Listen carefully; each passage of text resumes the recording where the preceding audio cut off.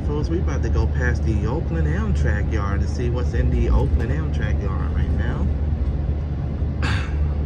So we get past all these brick buildings, the yard is over there. Alright, we got the Dash A 2052. They're gonna mount last end. That engine might be coming back.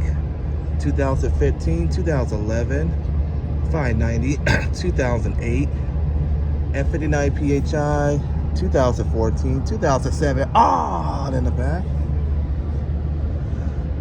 That's 2009 right there, the one we just saw yesterday. That train will be on 712. Okay, that's 2005 alongside with this set.